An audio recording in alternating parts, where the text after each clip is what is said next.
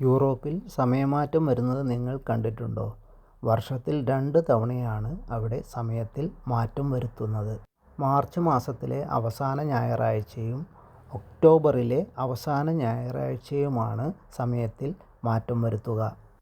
April മുതൽ 1 മണിക്കൂർ മുന്നോട്ടും നവംബർ മുതൽ 1 മണിക്കൂർ പുറകിലേക്കുമാണ് സമയത്തിൽ മാറ്റം വരുത്തുക.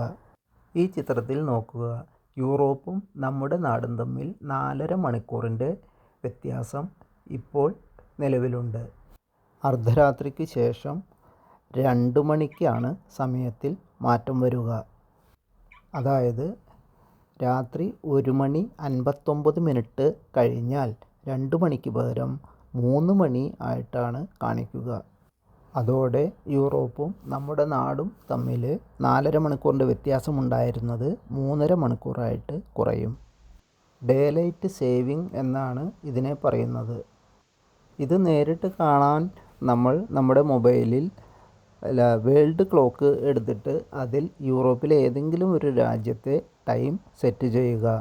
അതിനുശേഷം നമ്മുടെ നാട്ടിൽ ഡൽഹിയോ മുംബൈയോ ബാംഗ്ലൂരോ ഏതെങ്കിലും സെലക്ട് ചെയ്ത് കൂടെ മറ്റ് ഏതെങ്കിലും രാജ്യങ്ങളുമായി സെലക്ട് ചെയ്താൽ ഈ വ്യത്യാസങ്ങൾ നമുക്ക് നേരിട്ട് മനസ്സിലാക്കാം. മൊബൈലിൽ സമയം ഓട്ടോമാറ്റിക്കായി അഡ്ജസ്റ്റ് ആകും. എന്നാൽ വാച്ചുകളിൽ നമ്മൾ തിരിച്ച് വെക്കേണ്ടതായിട്ട് തന്നെ വരും. ഇപ്പോൾ ഇവിടെ സമയം മാറിക്കഴിഞ്ഞു. 1 മണിക്ക് ശേഷം നേരെ 3 മണിയിലേക്കാണ് മാറിയിട്ടുള്ളത്. പക്ഷേ നമ്മുടെ നാട്ടിലെ സമയത്തിൽ മാറ്റമൊന്നുമില്ല. ബ്രിട്ടനിൽ യൂറോപ്പിനേക്കാൾ 1 മണിക്കൂർ പുറകിലാണ് സമയം. ആ സമയത്തിലും മാറ്റം വരുന്നത് ഇവിടെ കാണാവുന്നതാണ്.